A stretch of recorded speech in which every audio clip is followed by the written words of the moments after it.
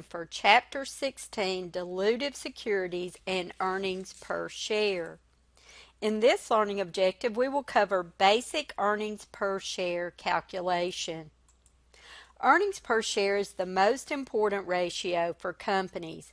It indicates the income that is earned by each share of common stock.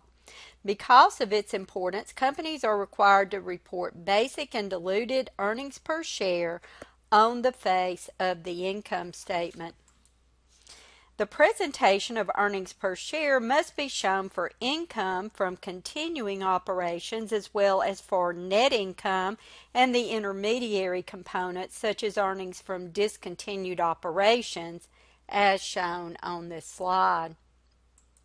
Corporations can have simple capital structures that do not have any potentially dilutive securities, or they can have complex capital structures that have one or more dilutive securities, such as convertible bonds or preferred stock, or warrants such as those we studied in the first part of the chapter. Dilutive securities can have a downward effect on earnings per share upon conversion or exercise. Similar to the ratios we covered at the end of Chapter 15, earnings per share is calculated based on the earnings that are available to the common shareholders. Therefore, any preferred dividends that are declared, as well as any dividends for cumulative preferred shares, whether declared or not, are subtracted from net income in the numerator. Only the current dividends on cumulative preferred shares are subtracted, not any dividends in arrears, as those should be subtracted in the earnings per share calculations for previous years. The denominator of earnings per share is the weighted average number of common shares outstanding. Therefore, companies must weigh the shares by the fraction of the year that they are outstanding.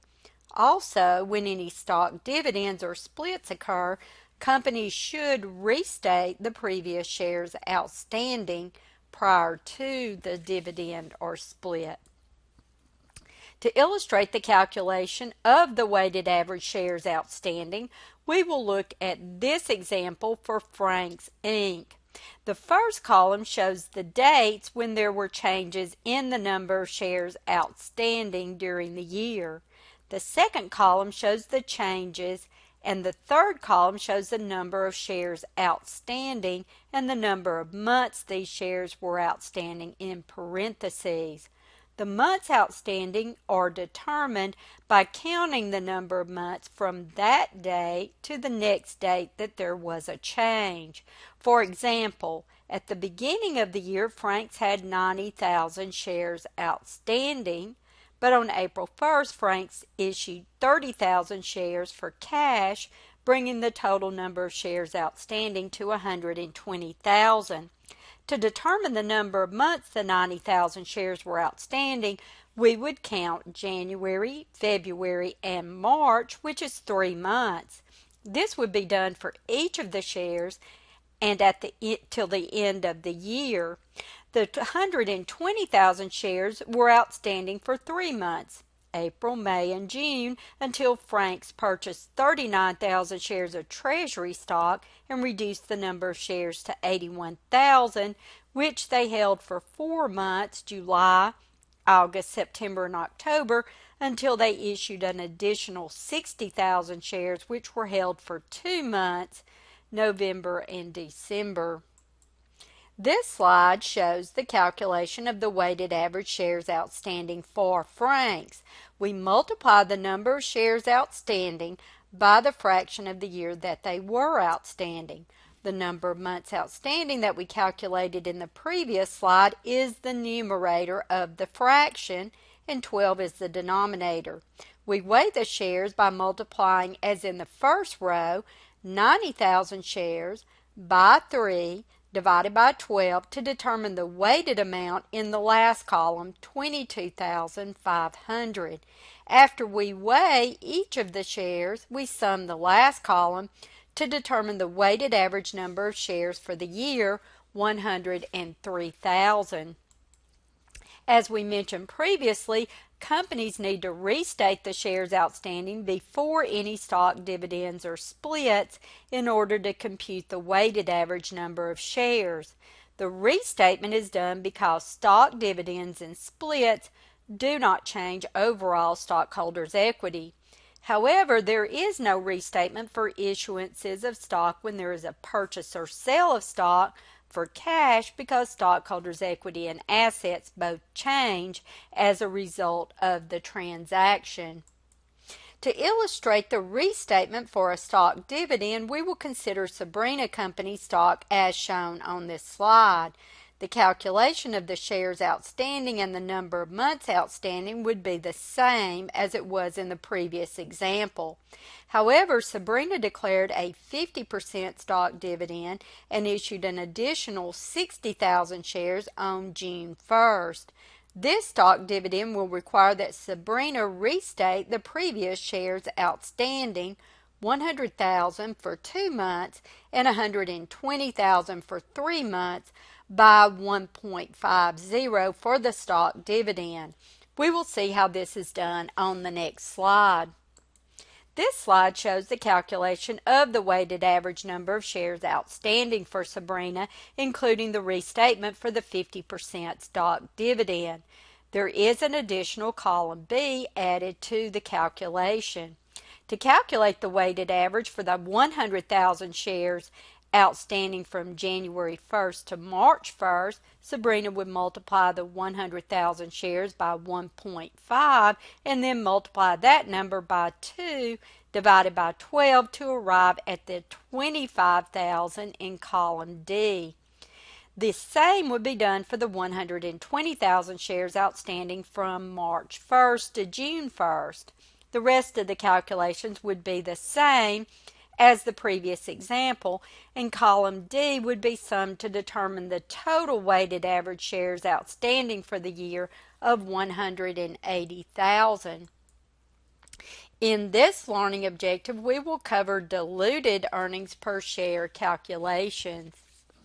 When a company has a complex capital structure that contains convertible securities, options, warrants, or other rights that upon conversion could dilute earnings per share, then they are generally required to present both basic and diluted earnings per share on the face of the income statement. The reason for presenting diluted earnings per share is that the company wants to show the shareholders as well as other users what the worst case scenario would be for earnings per share if all of the dilutive securities were converted or exercised. This is an as-if calculation because if the convertible securities or warrants were actually exercised, the shares would already be in the calculation of basic earnings per share. Diluted earnings per share is for those securities that have not been converted or exercised. This slide shows the relationship between basic and diluted earnings per share. Companies always present basic earnings per share as we learned about in the previous slides. However, they don't always present diluted earnings per share if computation of diluted earnings per share is not less than basic earnings per share. Therefore, the company includes basic earnings per share in diluted earnings per share to determine if the conversion or exercise results in a lower amount. Companies should rank their dilutive securities from those that are most dilutive to least dilutive when computing earnings per share to determine whether adding the next security to the calculation will continue to lower earnings per share. When the addition of a security either does not cause diluted earnings per share to go down or it goes up, then the company stops calculating. You can review the process of ranking dilutive securities in the appendix to the chapter, which has a comprehensive illustration of earnings per share calculations. As we mentioned in the previous slide, the calculation of diluted earnings per share uses the if converted method. So for bonds, we consider the effects on net income in the numerator as if the bonds were converted at the beginning of the year or at issuance if issued during the period. we know that we pay interest on bonds and that the interest paid on bonds is deductible for income tax purposes. Therefore, when we make the calculation for the convertible bonds, we will add to net income in the numerator the bond interest expense net of tax, and we will add the additional shares of common stock in the denominator. This process will be illustrated in the next slides. To illustrate convertible bonds and diluted earnings per share calculations, we will consider Chirac Enterprises that issued 60 $1,000 8% bonds, each convertible into 100 shares of common stock for a total number of 6,000 shares. Chirac had revenues of $17,500 and expenses other than interest and taxes of $8,400 for 2020. The tax rate is 40%. Throughout 2020, 2,000 shares of common stock were outstanding and none of the bonds were converted or redeemed. This slide shows the calculation of net income, including the bond interest expense of $4,800. Remember that when we are calculating diluted earnings per share, we are acting as if the bonds had already converted. Therefore, we want net income without the bond interest expense of $4,800 in the numerator of diluted earnings per share. However, as we can see from this slide, income tax expense is based on $4,300 of income that includes the deduction of bond interest expense. Therefore, we need to determine net income after taxes without the bonds. This slide shows the calculation of net income without the bond interest expense. The net income increased from $2,580 with the bonds to $5,460 with the bonds. This is a difference of $2,880. This shows that although the bond interest expense of $4,800 was saved, the savings is only 60% of this amount due to the higher income tax expense without the bond's interest.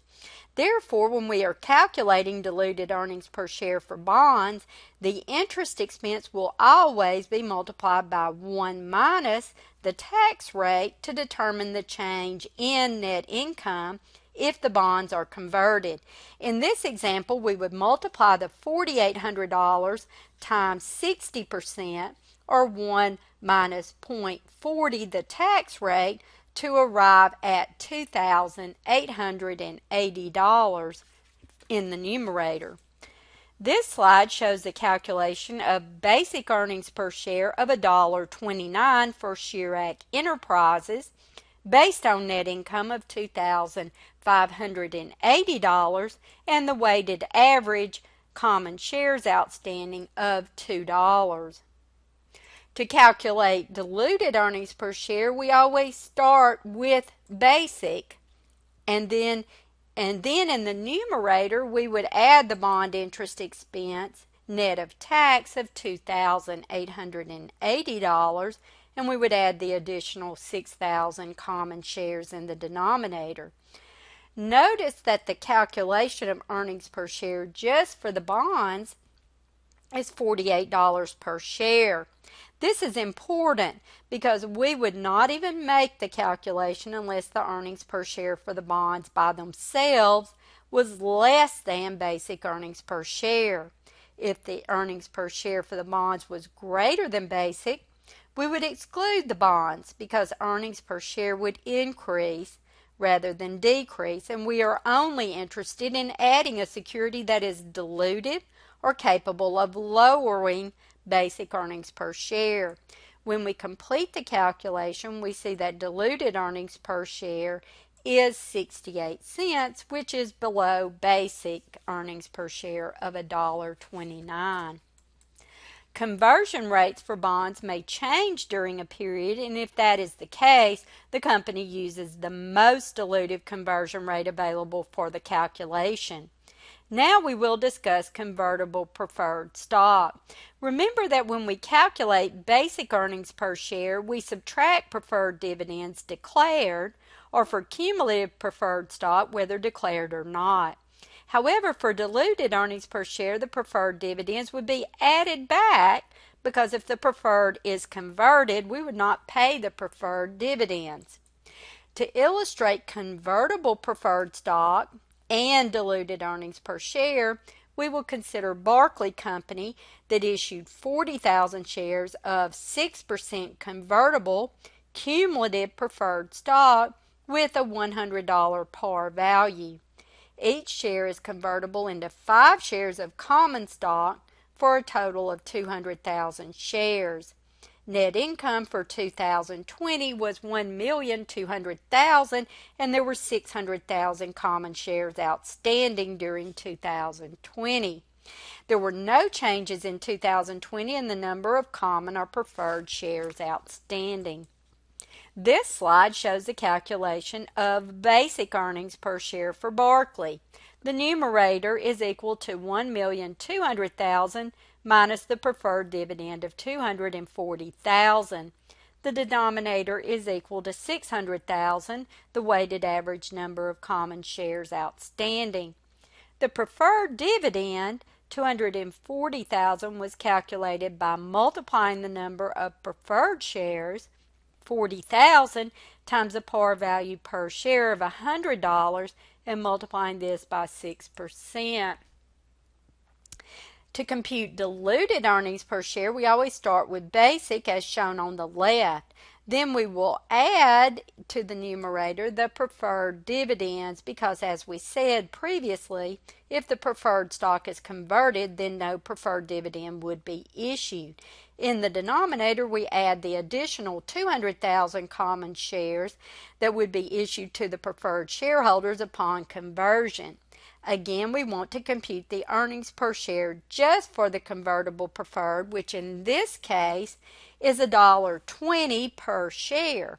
We know that these shares are dilutive because the amount is less than basic earnings per share.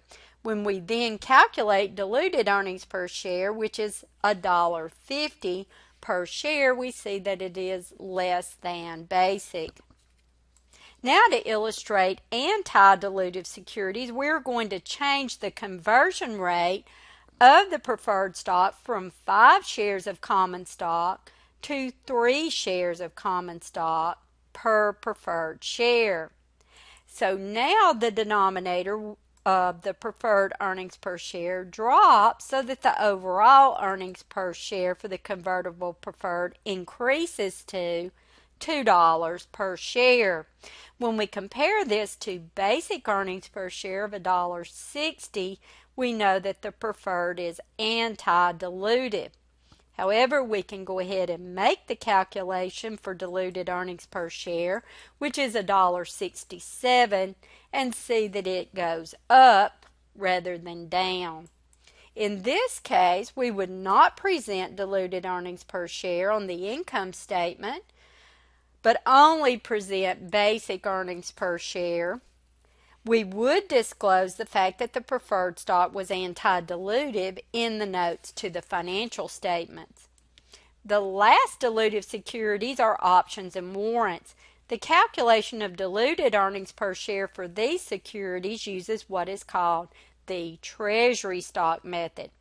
This method assumes that the options or warrants are exercised at the beginning of the year unless issued later in the year, and that the company uses the proceeds from the exercise to purchase common stock for the Treasury. To illustrate the Treasury stock method, we will consider Zambrano Company that has net income for 2020 of $40,000. The only potentially dilutive securities outstanding were 1,000 options issued during 2019, each exercisable for 1 share of common stock at $8. None of the options were exercised during 2020, and there were 10,000 shares of common stock outstanding during the year. The average market price of the stock during 2020 was $20. We can always determine if options or warrants are dilutive by comparing the exercise price to the market price. If the exercise price is less than the market price, the warrants are dilutive. If the exercise price is greater than the market price, they are anti-dilutive. A good way to remember this rule is just to think about whether you would exercise warrants if the exercise price was greater than the market price. No, you would only exercise them if the market price was greater, because if it was less, you would just buy the shares in the market. This slide shows a calculation for the additional shares using the Treasury-Stock Method.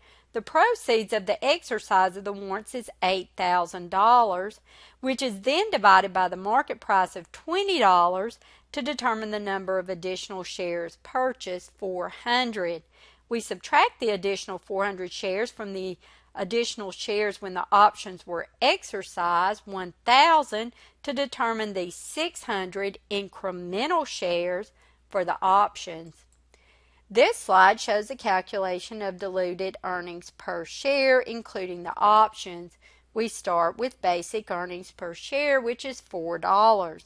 For the options, we add the 600 additional shares per the Treasury-Stock Method in the denominator. And when we calculate the diluted earnings per share, we get $3.77. Another source of dilution can be contingent issue agreements. These agreements usually are made when there is a merger with another company. The agreement may provide for additional shares to be issued to the stockholders contingent upon the passage of time or attainment of certain earnings or market price level. The additional shares should be included in the diluted earnings per share calculation if the conditions per the agreement have been met. As we have stated in the presentation, we ignore any anti-dilutive securities in computing diluted earnings per share, but the information on anti-dilutive securities is included in the notes to the financial statements. As we noted before, the presentation of both basic and diluted earnings per share should include the intermediary amounts from discontinued operations. Diluted earnings per share information for discontinued operations is normally presented on the face of the income statement, but can be included in the notes. There are disclosure requirements pertaining to earnings per share as shown on the slide. For one, we need to describe the rights and privileges of all securities that are outstanding. There should be a reconciliation of the numerators and denominators for basic and diluted earnings per share, including individual income and share amounts for the effects of all securities that affect earnings per share. The information should include the effect given the preferred dividends and the securities that could potentially dilute earnings per share in the future, but were not included in the current year diluted earnings per share because they were anti-dilutive. Also, any conversion made after year end but before issuing the financial statements should be disclosed. In the appendix to the chapter, we will explain stock appreciation rights plans. Stock appreciation rights plans allow executives to receive compensation equal to share appreciation, which is the excess of the market price of the stock at the date of exercise over a pre-established price. These plans can pay the share appreciation in cash, shares, or a combination of both. The accounting for stock appreciation rights depends on whether the company classifies the rights as equity or as a liability. SARs are classified as equity awards if the holder receives shares of stock from the company upon exercise of the rights. The holder would receive shares equal to the difference between the market price and the pre-established price. At the grant date, the company determines the fair value of the SAR and then allocates this amount to compensation expense over the service period.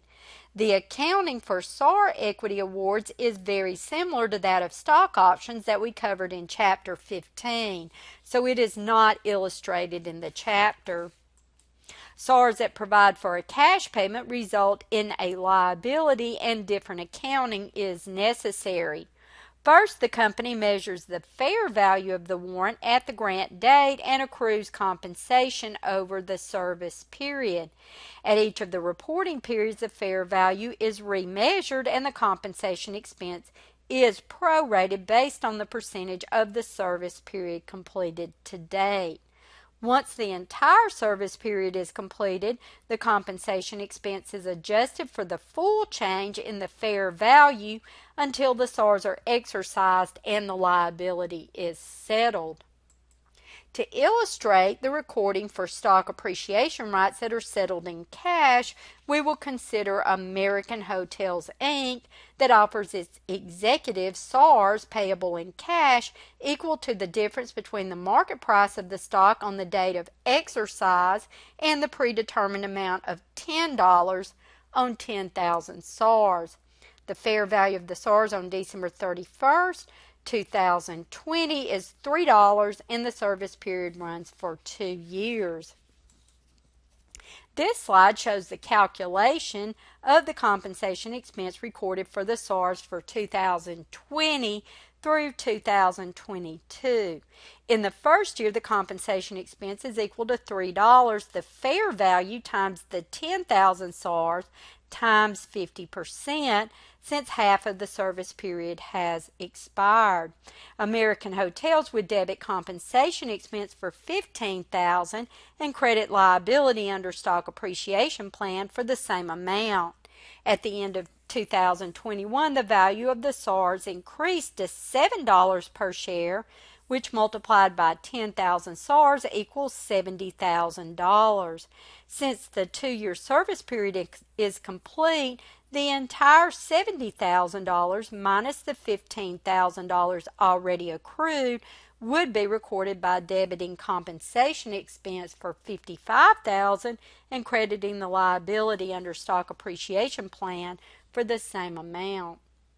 At the next recording date, the value of the SARs declined to $5, which is equal to $50,000 when multiplied by the 10,000 SARs, so American would debit liability under stock appreciation plan for $20,000 and credit compensation expense for the same amount.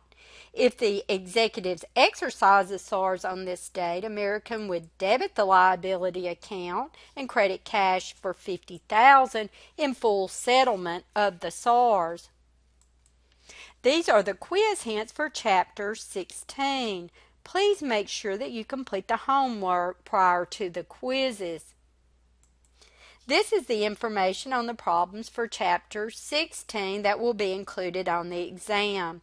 And this is the conclusion of the presentation for Chapter 16, Dilutive Securities and Earnings per Share.